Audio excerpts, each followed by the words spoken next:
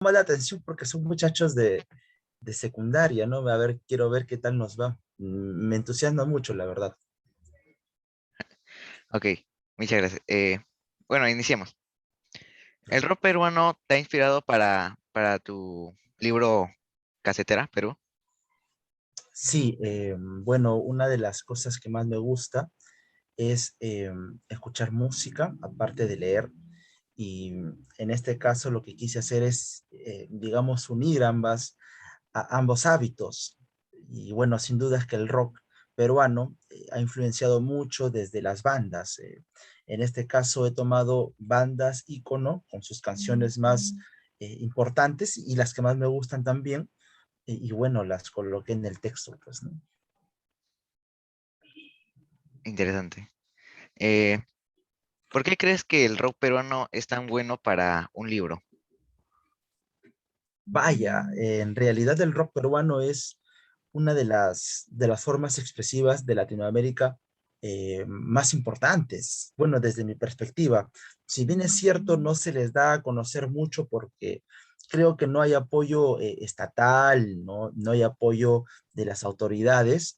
Sí pienso que hay muy buenos músicos, excelentes músicos. Hay también interpretaciones muy interesantes respecto a las bandas. A mí me encanta el rock nacional.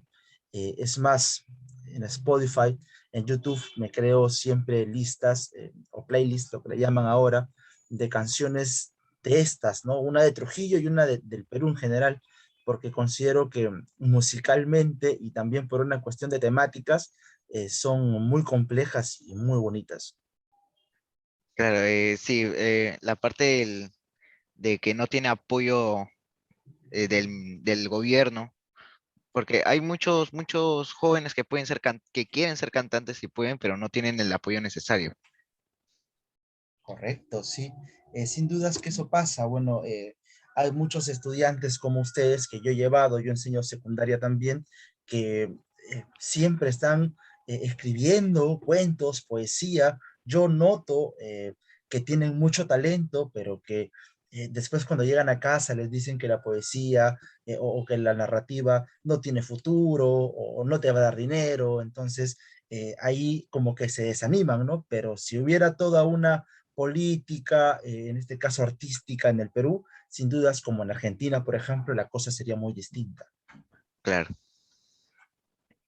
Tus historias tienen que ver, tus historias tienen que ver con la pandemia, con el aroma de tus cuentos. Mira qué interesante, realmente de forma inicial no tenía nada que ver. Esencialmente los textos eran muy diversos. Principalmente iba a colocar 12 cuentos, de esos 12 ninguno tenía que ver con la pandemia, pero gracias a la pandemia pude tomar el tiempo para revisarlos, releerlos, cambiar algunas cosas. También me dio el tiempo para buscar a alguien que lo imprima, un editor. Y entonces, pues me dije, yo le debo algo a la pandemia, en este caso, respecto a lo literario, ¿no? Así que uno de los cuentos tiene que ver con la pandemia, solamente uno.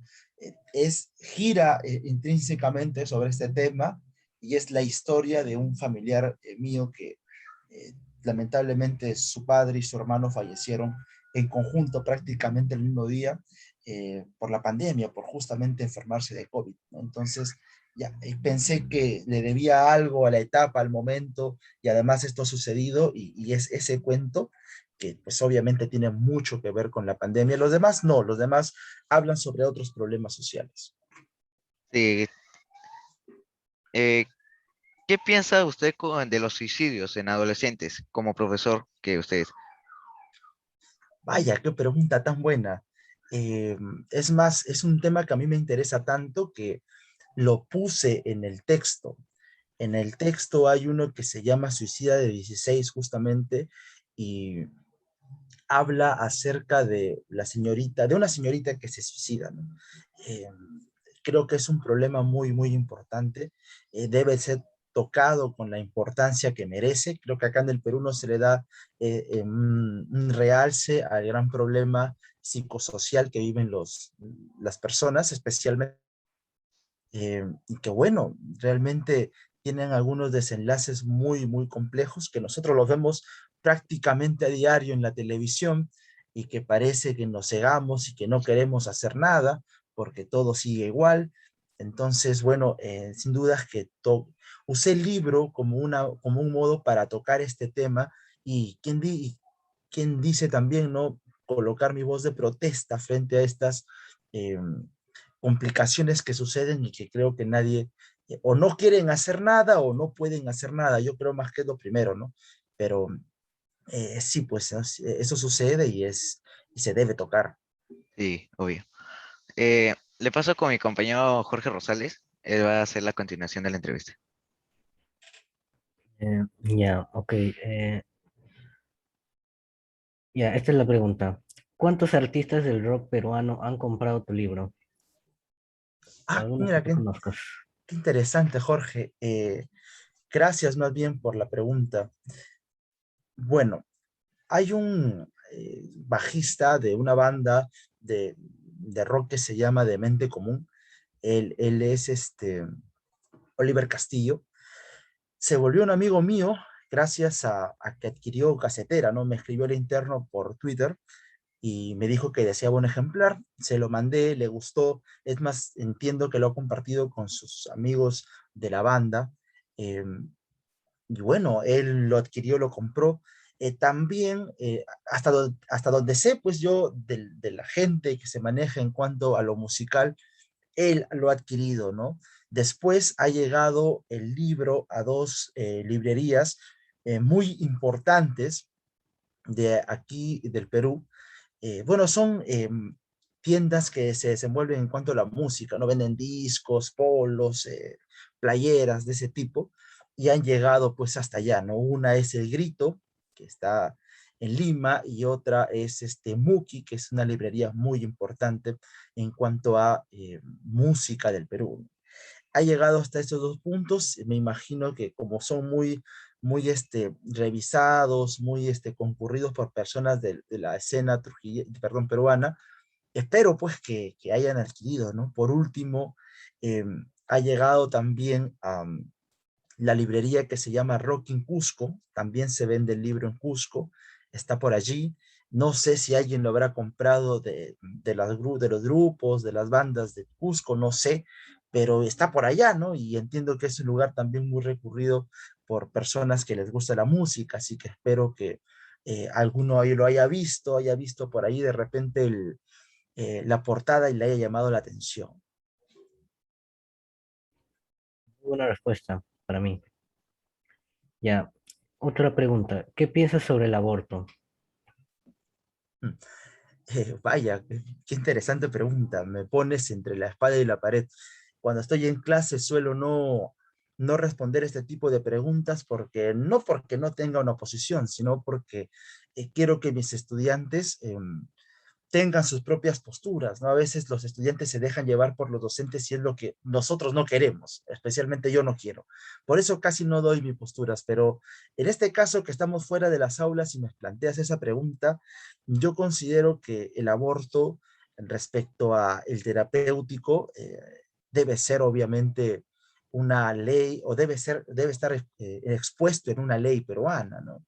No se puede permitir que en ciertos casos particulares de violación, por ejemplo, de enfermedad o cualquier otro parecido, no se le puede aplicar el aborto a alguien que lo necesita, ojo, que lo necesita porque no es ley, ¿no? Entonces, bueno, esa es mi postura, ¿no? Después hay otras situaciones que son muy particulares.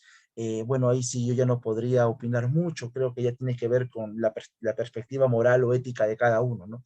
Pero en esos casos específicos creo que sin dudas debería ser ley. Claro, sí, como tú dices, así, sí tiene que haber una ley para legalizar el aborto, algo Sí, así. ojalá, sí, claro que sí. Y además en en los adolescentes, sí.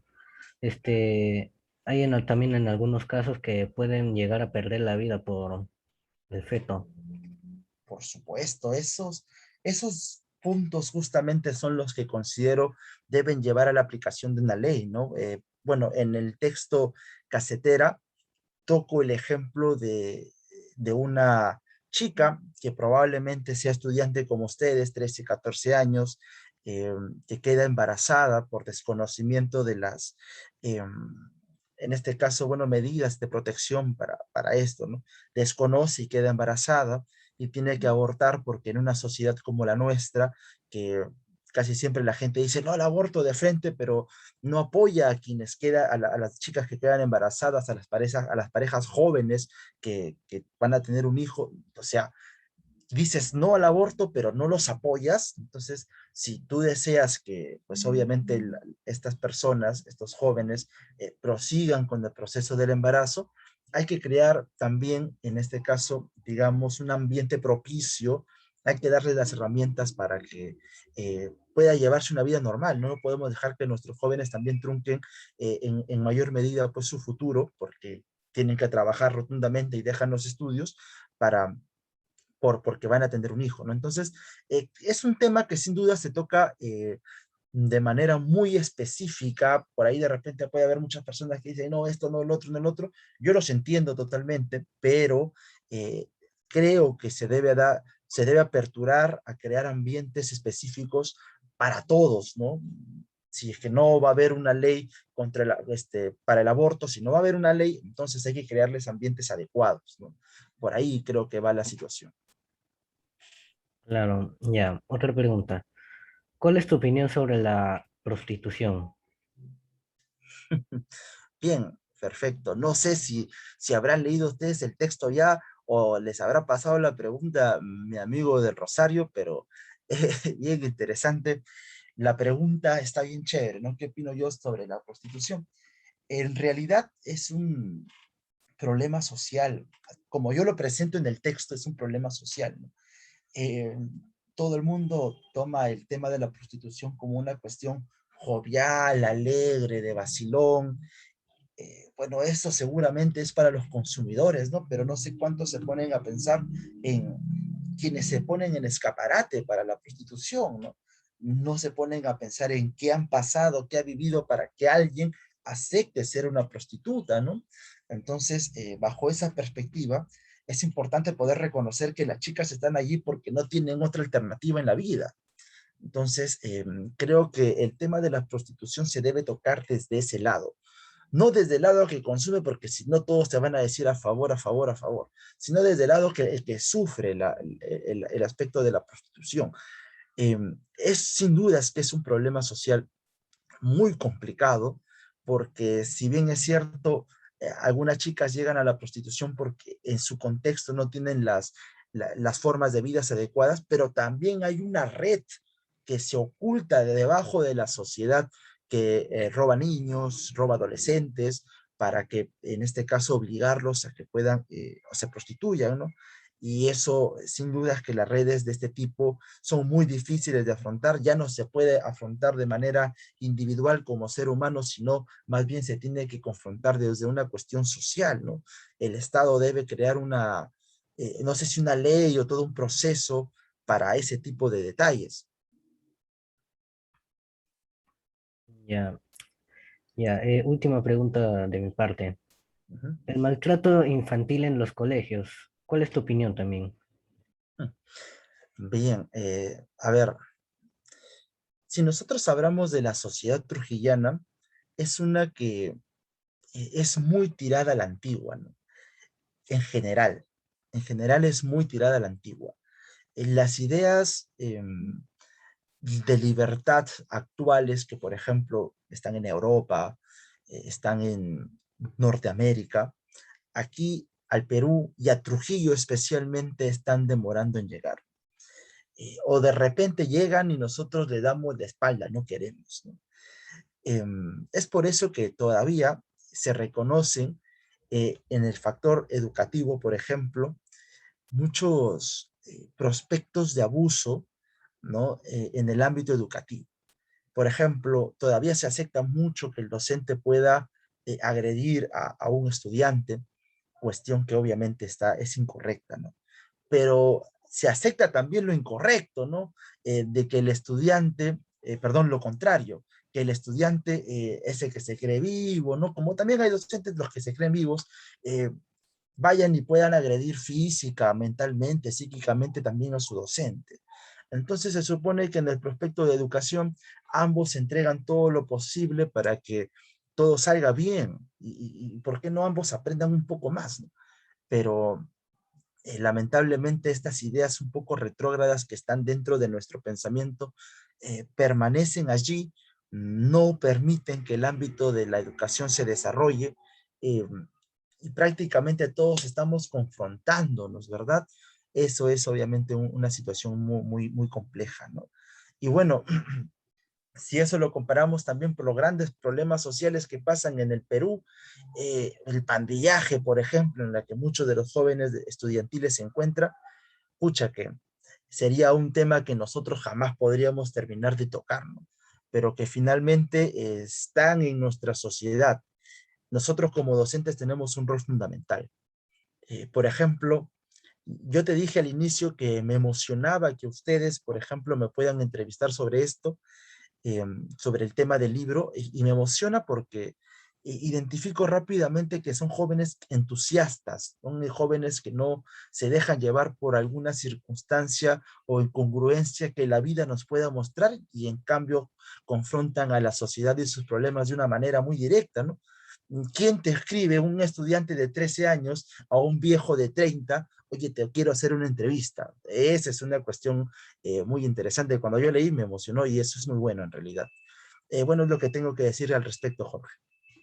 Ya, muchas gracias. Ya, ahora le paso con mi compañero Miguel. Ya, ya, como mencionamos antes, con mi otro compañero, volviendo al tema del rock, este libro Casetera del Perú te abrió las puertas a muchos músicos. ¿Qué tal, Miguel? Mira, qué interesante Hola. pregunta. Eh, yo estoy haciendo en este momento una investigación sobre el rock trujillano, ya no sobre lo nacional, ¿no? Sino sobre solo Trujillo. Y créeme que el libro ha servido bastante para que esas personas que participaron en la escena trujillana se aperturen un poco hacia mí y me contesten las llamadas, me contesten los mensajes por Facebook, por Instagram, cosa que antes era un poquito más compleja, ¿no? Pero cuando vieron la publicación se dieron cuenta que la cosa es más seria y me ha acercado bastante, ¿no? A nivel nacional, o sea, en Lima no tanto, pero aquí en Trujillo, sí, sí. Y además también en Lima he conocido tres amigos, entre ellos está Oliver, que lo cité hace ratito, quienes ahora converso bastante sobre rock, ¿no? Sobre otras cosas, problemas sociales y un montón de situaciones. Cosa que si el libro no hubiera existido, jamás hubiera conversado con ellos, ¿no? Entonces, es muy interesante e importante para mí la presencia del libro para acercarme a ciertas cúpulas que me interesan. Sí, está bien, está bien. Ya, ya. Otra, otra pregunta de mi parte. ¿Algunos de tus cuentos están basados en hechos reales? Bien, en realidad todos los cuentos están basados en hechos reales. Las historias que se cuentan en Casetera en algún momento fueron noticia. En algún momento fueron noticia. Tú ves, por ejemplo, Suicida del 16, que es de una chica que se suicida justamente, pues, no lanzándose del edificio de su universidad. Si buscas un poquito en internet, vas a encontrar esa noticia hace, creo que fueron 5 años, 6 años. Bueno, no voy a decir nombres, pero das una pequeña buscada y ahí está. La historia de, por ejemplo, Carmen, que es el primer cuento, si no me equivoco, ahorita no lo recuerdo, también es una historia que si colocas en YouTube, automáticamente te sale. Entonces, son historias que han pasado en Trujillo, ¿no? Y hay una en especial a la cual yo le tengo mucho cariño, esa a la historia que se narra en el cuento Violencia. Esa historia le tengo bastante cariño porque, bueno, no tampoco digo nombres ni en qué institución, ni mucho menos, pero fue la historia que me contó un estudiante que yo llevaba, ¿no? En cuarto de secundaria y que se quedó grabado en mí. Entonces yo dije, tengo que escribirle un cuento. Y lo hice y por suerte se publicó, ¿no? Ya, ya. No, o sea, me refiero, o sea, entonces, o sea, esos hechos reales han sido como una fuente de inspiración para eso mismo. Claro, sin dudas, la vida misma es es una fuente interminable de inspiración para aquellos que escriben, ¿no? Yo todavía no me considero, por si acaso, un cuentista, porque este es el primer cuento, el primer libro que escribo de literatura. Antes había hecho un libro de ensayos, pero este es el primero de literatura. No me considero un cuentista, pero sin dudas que lo que sucede en la vida real es una fuente interminable, ¿no? Especialmente en el Perú. En el Perú, ¿qué no pasa más bien? ¿No? Que se puede escribir sin dudas. Sí, está bien, ya, entiendo. Ya, otra pregunta. Ya. ¿Qué piensas de los videojuegos actuales, el día a día? Ah, mira, qué bacán. Bueno, a mí me gustan los videojuegos. Yo soy asiduo a los videojuegos de celular, consolas, ¿no? En los de computadora casi no, pero los de consolas sí. Me parece que en realidad una buena forma de entretenimiento y de escape para las personas que esencialmente viven en un estrés muy recurrente, ¿no?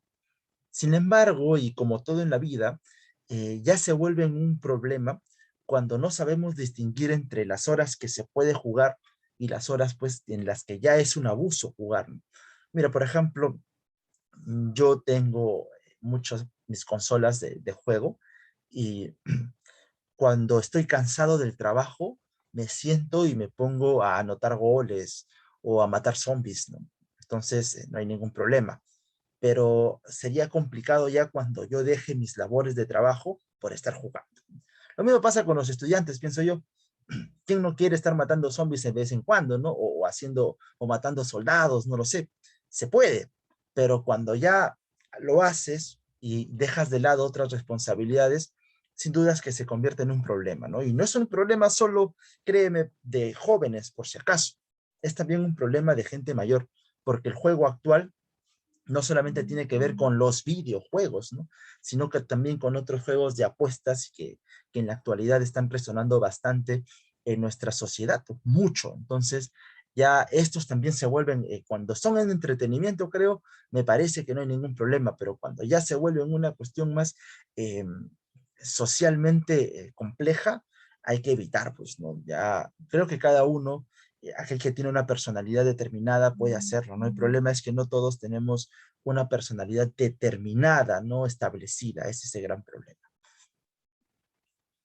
Ya, ya. Tengo otra pregunta, o sea, de que va la misma pregunta. O sea, o sea, tú piensas de que, o sea, de que el juego incita a, por ejemplo, a varios vicios, o sea, como juego de apuestas, como ya mencionaste, así, como juegos así de Black Royale, como de juego de, de ganancias aleatorias. O sea, tú Ujú. piensas de que todo esto se convierte en un vicio por el tiempo o por o a lo que te lleva. ¿Cómo? Mira qué interesante. Bueno, en primer lugar, yo pienso que los juegos no son el problema. Yo pienso que el problema somos aquellos que jugamos y no sabemos determinar en cuándo dejar el juego, ¿no? Por ejemplo, el juego se convierte en un problema cuando tú dejas responsabilidades por hacer, por estar jugando, ¿no? Ahí se vuelve un problema. De otra manera, creo, desde mi perspectiva, claro, otros de repente podrían decir que no, el juego está bien. El juego es una manera en que las personas pueden consolidar ciertas capacidades. Es más, ahora hay, creo, mundiales de muchos juegos de video, demasiados.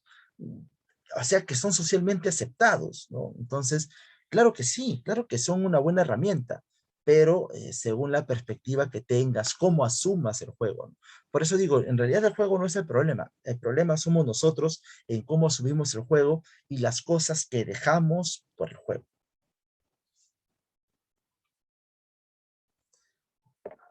Sí, está bien ya. Ya. Ujú. Ya. Ahorita va otra pregunta de mi parte. La última más bien. Ya. Quisiera dar alguna recomendación a los jóvenes que posiblemente sean padres. Buena pregunta. Bueno, la recomendación es, sin dudas, bueno, lo que voy a decir quizás suene un poquito anticuado, tirado de los pelos, quizá, ¿no? Porque lo escuchan siempre, pero creo que no lo hacen, no le hacen caso. Siempre te dicen, ¿no? Que el padre, la madre, lo que te dice, escúchalo. porque esencialmente entiendo que los jóvenes están en una época en la que se sienten en total libertad y no oyen, o mejor dicho, no escuchan lo que sus padres le dicen, ¿no? O cualquier otro mayor. ¿Por qué te digo? Casi siempre las personas mayores tienen más experiencia. Y yo lo digo, bueno, teniendo 30 años, eh, todavía sigo escuchando a personas mayores porque tienen obviamente mucho más experiencia y han pasado probablemente por lo que yo he vivido o por lo que voy a vivir. Entonces, siempre es bueno escucharlos, ¿no? Y si hay algún tipo de recomendación, creo yo, es la cuestión dialogal, ¿sí? Por ejemplo, si tienes algún tipo de problema, algún tipo de inconveniente, es muy importante que tú puedas charlarlo con alguien que tenga más experiencia para que no pase a mayores o se pueda solucionar, creo yo, ¿no? La cuestión dialogal es fundamental para solucionar cualquier tipo de problema. Ya con esto culmina todas mis preguntas y mis dudas. Bien, gracias, Miguel. Eh, ya acabamos con la entrevista. Quisiera agradecerle a usted por aceptar nuestra invitación y, y nada más, despedirnos y muchas gracias. Muchas gracias Gracias. muchas gracias por el tiempo. Muchas gracias. Muchas Gracias a gracias. ustedes, chicos. Ha sido un gusto realmente. Nos vemos. Cuídense mucho. Chao, gracias. Chao.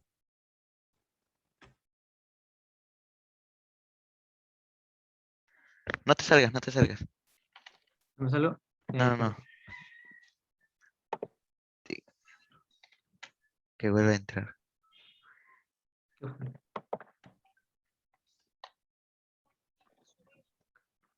Estuvo bien, lo grabaste todo, ¿sí? Sí, está grabado. Ya para Me la puse grabación. nervioso.